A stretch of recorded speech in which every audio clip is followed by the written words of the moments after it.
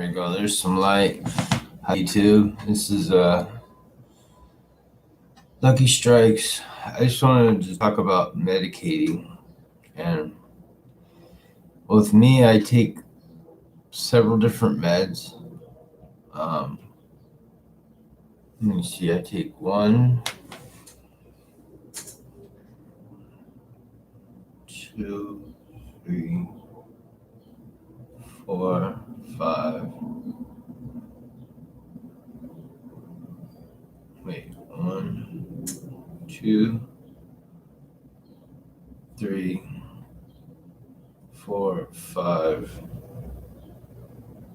6, 7 meds. That's not including my well, this is what I've chosen to have today is my distillate, or I'll use it in cannabis flower form. But yes, I take all those meds, and if it weren't for CBDs, this isn't a CBD. This is 95%. So I think it's 91.5 or 95% THC. It's an indica, but it helps with my nausea, my anxiety, especially the indicas. I don't do sativas. I might do a hybrid that's 80-20 just to get a little energy. I'll buy an eighth of hybrid or something just to have a little bit of energy. But indicas don't restrict me from energy at all. So anyway, I'm just that's just a quick little thing that I want to talk about it's I take these meds throughout the day, and the struggle is having to take them on time at the right time during the day. So and if I forget, things get real screwy with these types of meds, and if I forget, then I have to adjust the meds accordingly.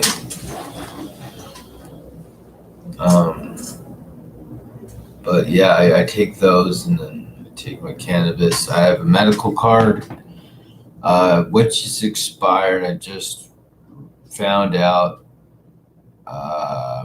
It's been a couple months. I didn't just find out, but they still been letting me go to medical. I can go to rec too. I can go to recreational, which you find the same quality. Some of them, if you pay extra, you find even better quality than the farmers. Hi, Ian.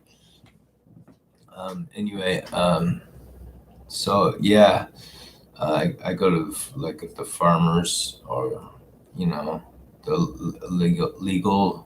Well, they're both legal here in Washington State as recreational and medical. But I've been going medical for a long time, and then I saw the prices just drop dramatically in the recreational, and the quality just shot up. So I'm saving more money having to go recreationally. I do still go to some of my preferred farmers for when they have certain strains in that help me with my nausea, and because I suffer from a post-traumatic brain injury, and it's caused me seizures in the past. I have medications that help, but cannabis has helped a lot. It's helped me a lot with my appetite. I've gained weight. I'm starting to work out. So the antidepressants help me get out of bed and want to do something, and work out, eat right when I do eat. But I don't want to have cannabis as an all-day thing. I go to it when I can't eat, and I go to it when my anxiety's up, when I need to relax and I can't sleep for the indicas, yeah, it relieves a lot of symptoms. My headaches, I used to have a lot of headaches too. But yeah, I take a lot of meds. What I should do is I'm gonna make another video and I'll show you what I consume med wise. All my meds, I'll lay them out for you. Even some cannabis. I'll use empty jars or there's no cannabis in there, but I'll show you like what I have to do in a 3 month supply.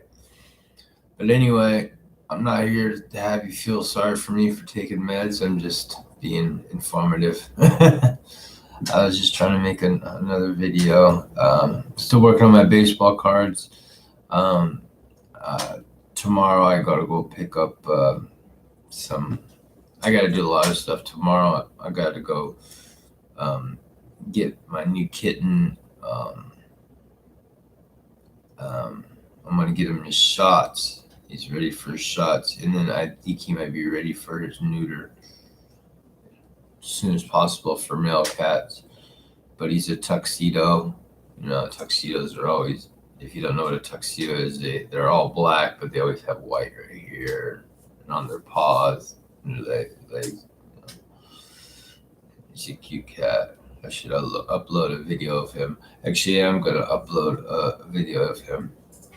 Yeah, I'll do that. He's a little, but he stays with um, the mother of my child, my wife of 21 years, but she stays in a sort of a home, like a living, different living situation where they can keep an eye on her more medically because she's coming down with MS and she's got some problems of her own. So I got her this kitten, and so that was cool. I've got her a kitten, keep her busy and keep her happy. You know, always something for her to do. And he likes to, he loves to play with her, nibble on her, and wake her up. First, he just paws at her, and then wakes her up. But he's a handful. He loves to play and run around and bite, and nibble, and scratch and claw. Cause he's a baby boy. So you know what you do with cats and dogs, you can go back, but you don't bite them back. You just take your mouth and go like that, like you're playing with them. Because when they're biting you, they're not biting you out of being mean. They're biting you out of playing. Because this area here is like hands to you.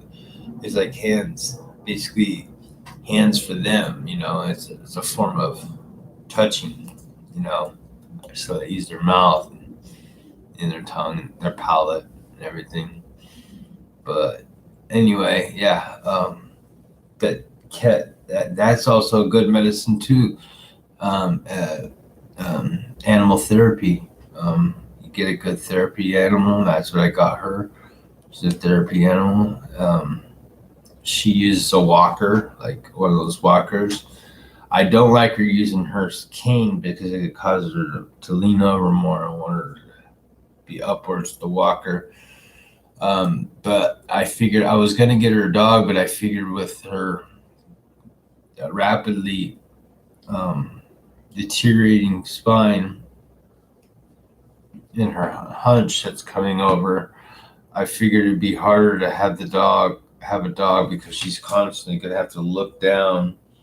And that's what we're trying to prevent.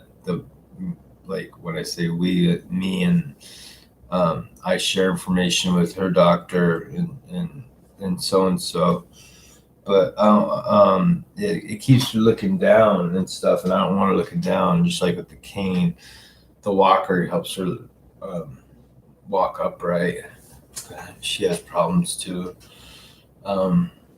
Yeah, I take a heavy duty pain med too.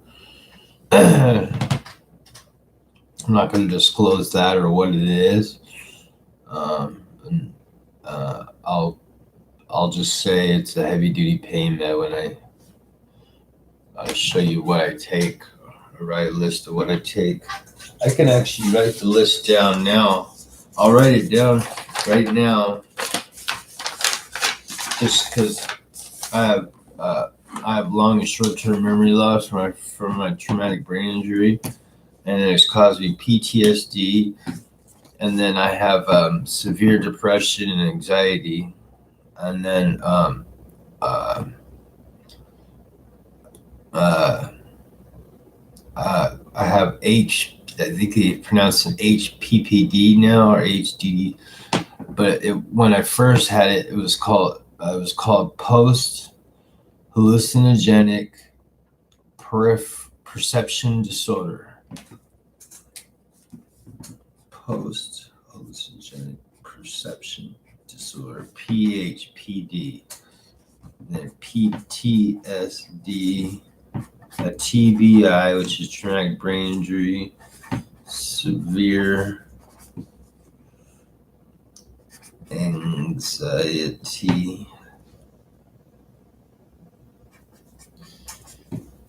and depression.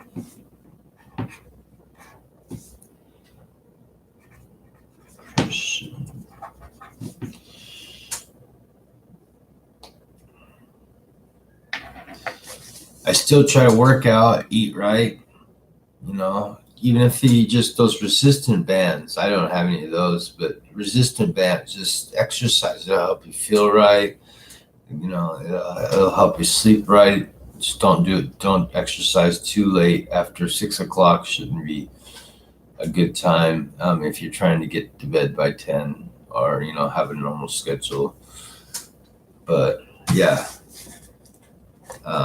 So I take, for my depression, I take a sertraline, which is like it's not like, it is Zoloft. I take Zoloft. For my anxiety, I take something called alprazolam, or better known as Xanax. That's as needed. I have so many extra of those. I have like a whole bottle I haven't even touched yet. I mean, I pick up my scripts and stuff, so I might have them lower me down off that. Those are too strong, and those are as needed. You put it on your tongue, and if you're having a really bad panic attack, they kick it in 5 minutes, because they're called what they call sublingual, where when you put it on your tongue, it kicks in faster. I'm also on another heavy-duty anxiety medication. It's called clonazepam, or Klonopin.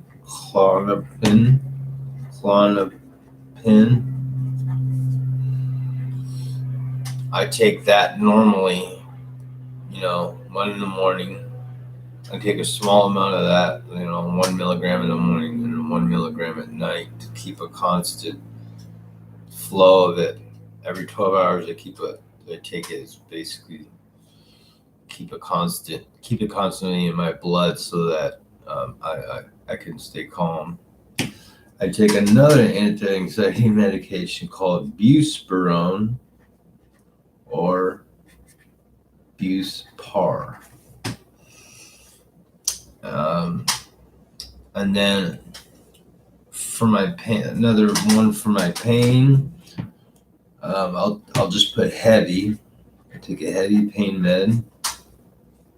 Then I take another one for my pain and for my anxiety, called gabapentin, or Neurontin.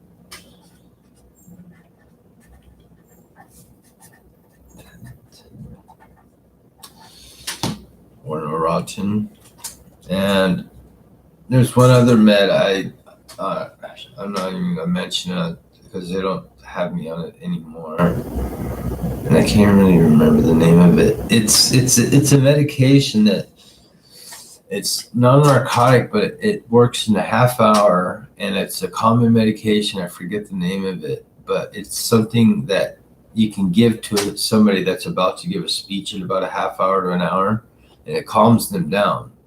So it's for crowd, because I have social anxiety disorder too. I forgot to write that one.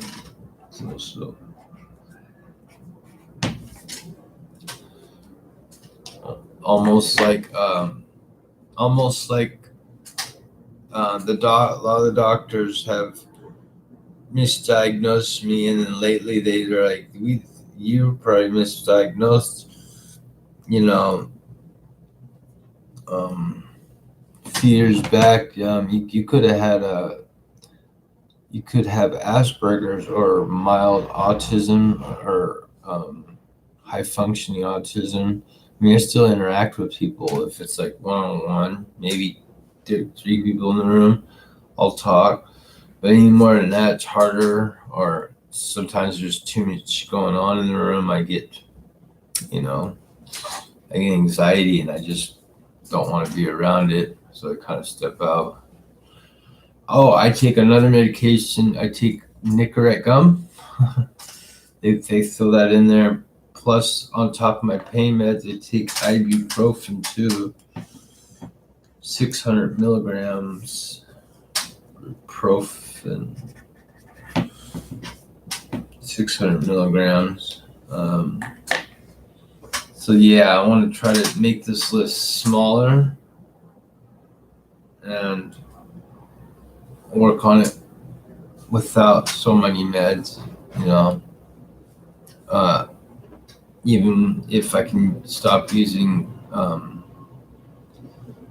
THCs and CBDs and Delta 8s, which I mostly use THC because I use CBDs too a lot too. I'll buy a White Widow, which is it's not a one. It's almost a 1-to-1, but it's more. It's like 6%, 6 to 12% THC, sometimes as low as 2%, and then high CBDs. The CBDs are in the 12% to or more. Enough to notice that. So anyway, you guys, just a quick show you my meds, or not show you my meds, but just let you know about me, and if I seem a little off, or if I stop in the middle of a sentence, or just anything, or if I maybe even if I doze off, and just it's my meds, or it's my meds, or my heads, my head. It's either my meds or my head. This head. Anyway, and then meditation helps. We have our own yoga studio on the bottom floor of the house. There's an extra room, so we just set it up into a yoga studio. The walls are all have these tapestries on it. The windows are dark. We have this yoga studio donate us their old yoga mats, like 12 or 15 of them, even though there's only enough room for 5 of us to do yoga down there. But it's a good place because it's concrete down there, and when I do my exercises, I do boxing routines and techniques. So I'm just throwing blows, different kinds of blows, just for a half hour straight, sometimes 20 minutes, sometimes 15 minutes, just over and over again. Sometimes it's hold 2 10-pound weights and they go like this. And then I try to add 5 or 1 more a day. Just go like that. And I'm up to 140 nonstop with 10-pound weights. But you got to have them on your sides like this, and you got to turn it. It can't be like this. You got to get the turn in. Anyway, guys, enough of me jibber jabbering. I'll talk to you guys later. I'll bust out. I always package up all my glass. Whenever I buy my cannabis, it's always in glass, mostly in glass. 99% of it's in glassware. Sometimes I buy the nitro sealed bags, but I get glass. So what I'll do, I have a box. Once the box is filled, then I take it and that's another story where I take it to. Because they're cool. They're cool jars. They're reusable.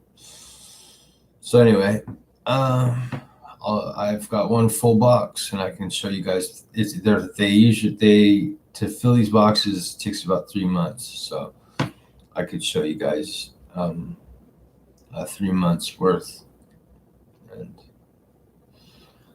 and I can show you the meds I take, I guess. So anyway, you guys stay blessed, be safe, and hang in there, and everything will get easier. Bye bye.